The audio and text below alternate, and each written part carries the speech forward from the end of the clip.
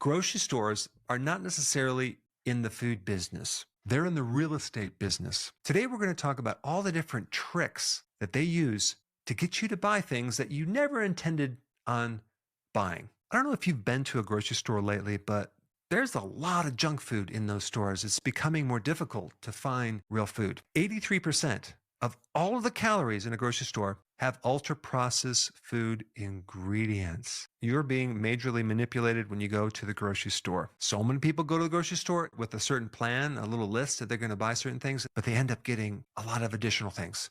Well, I'm going to talk about why. Grocery stores, they don't really make as much profit as you think. It's like 1 to 3% net profit, which is on the low side. Most of that money is not from the markup on the products. Between 50 and 75% of their profit is from real estate.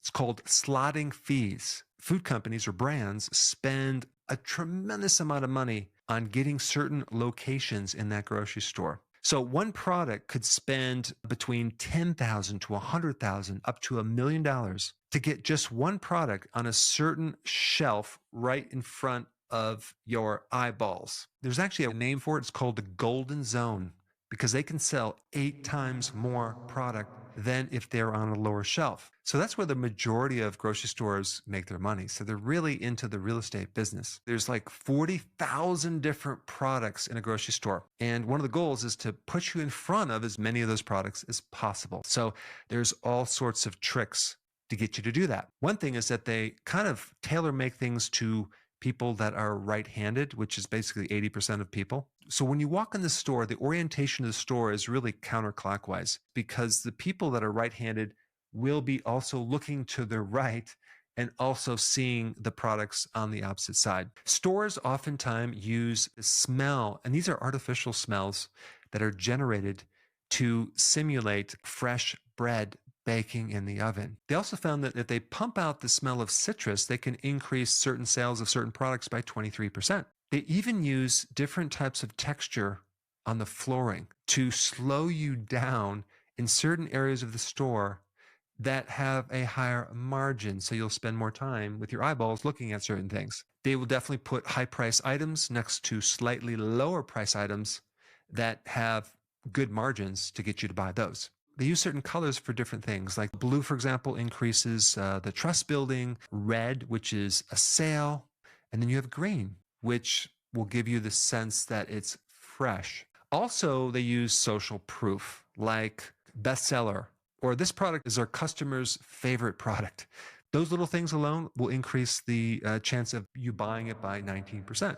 Sometimes they'll put highly demanded discount products way in the back, so you have to walk through all of the store to be able to get them. And of course, the chances of you buying other products are pretty high. There are so many people that go in a grocery store that buy things that they never planned on buying. They also found that in the wine section, if they put French music, people will buy more wine, like 15% more wine. Sometimes they'll actually take products off the shelf to create scarcity of certain products to actually get those sold.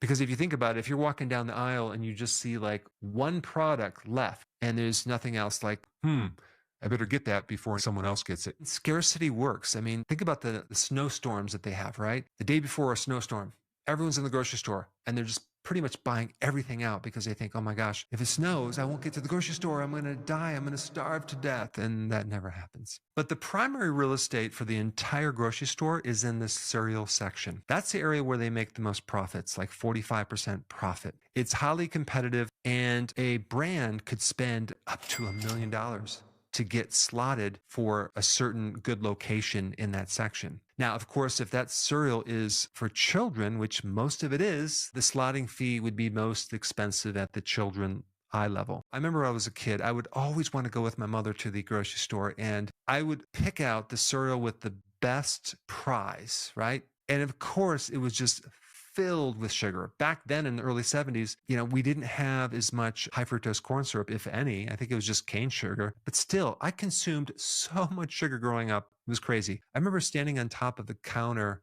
in the morning trying to find just sugar. And I would just basically have spoonfuls of sugar. I have certain genes that once I start, I cannot stop. Whereas my brothers and sister didn't do that, I had a problem. Of course, this went on all through college. I ate a tremendous amount of pasta, Doritos, Velveeta cheese, and highly processed meats. Now, another interesting thing that happens in the checkout line is for every second that a person has to wait before they get checked out, an impulse purchase is increased by 0.38%. 16% of all of the sales, the total sales of a grocery store is purchased in the front area. And that is the prime real estate for a brand. And they're paying no less than $1 million per product per year for that spot. 87% of those impulse buys are purchased 3 seconds before they see the checkout person. They also have lost leaders. What's a lost leader? It's something that they break even on or even lose a little money on to get people in the store. And a real common lost leader is milk, which is in the back of the store. So it forces you to go to the grocery store, buy that milk, get a good price, and of course, be exposed to a lot of other foods. And then you have another placement, which is called the end cap, which is at the end of the aisles. Oh my gosh, that real estate, for example, is very, very expensive as well. They also found if they price things at $3.99 versus rounding it up to the next number, they can increase sales by 24% more. Also, people that pay with a credit card are more likely to buy more junk food than if they paid with cash. Thus, the location of the checkouts next to the candy section. I mean, you have to realize that all the candy and the processed foods have the highest margins. It's the most profitable for the store as well as the brand. 83% of all calories in the grocery store are ultra-processed calories, which is just mind-blowing. You have to really hunt and peck to find food in the grocery store. And I don't even consider ultra-processed food as real food. The sugar alone, as well as the starches, will create very similar addictions to actual drugs. So let me just shift gears now to label trickery, right? When you look at the label of this product right here, it says always organic, no artificial flavors or synthetic colors. What a beautiful label. I mean, these guys are literally pros at packaging. But if we look at the label, look at the total carbs, 78 grams of carbs with 42 grams of sugar. This product has wheat flour, cane sugar, invert cane syrup, palm oil, whole wheat flour, apples. Right after the apples comes cornstarch. This is the stuff that you use to iron wrinkled shirts. Then you got rice starch, dextrose, baking soda, vital wheat gluten, tapioca starch. See how much starch is in here? And so you can see they added all these different types of sugars so they can actually put them lower on the label. But if you look at this, look at the numbers, 104 grams of actual product, 78 grams is sugar and starch. And both of those are really sugar. When you eat this, you would get over 1,200 calories of just a lot of sugar, but it's just slightly better than the normal Pop-Tarts. You can't trust these labels when they say natural or organic. They're mainly distracting you from the sugar. And also some of these starches, like maltodextrin, which is highly processed, that's classified as a complex carbohydrate. So in your mind, you're like, oh, complex carbohydrates are healthy. No, not maltodextrin. The other thing I want to mention is sometimes this processed food is fortified with vitamins and minerals, right? You'll see that in cereal. Like that's some type of enhancement. No, it's not. All they're doing is they're giving you a little tiny bit of synthetic vitamins added back in, so that way you won't create a major disease. You're not going to get your vitamins and minerals by consuming whole grains. They take the whole grain, they grind it into powder. It sits on the shelf for months before it ends up in your shopping cart. Well, do you think when they grind this grain that over time, the exposure to oxygen and light might destroy the vitamins? Well, guess what?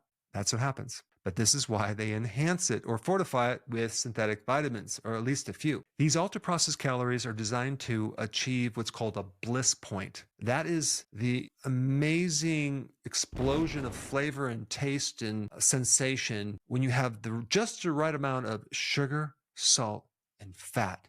And I want to just mention another thing about these ultra-processed foods. They're not composed of a lot of saturated fat. It's all unsaturated fat, as in the seed oils. As you can see, I'm sorry, the vegetable oils right here. You see all these vegetables right here? Here's another way they trick you. They think, oh, wow, there's vegetables in here. No, there's not. So this is what you need to do. Do not go to the grocery store with your kids, especially if your kids are tired and hungry. Do not go to the grocery store if you are hungry or tired. Go to the grocery store with your list and just don't buy anything else that's not on the list. Because when you buy that junk food, you then have to say no to it every day, every night. But if you say no right in the grocery store, you only have to say no once.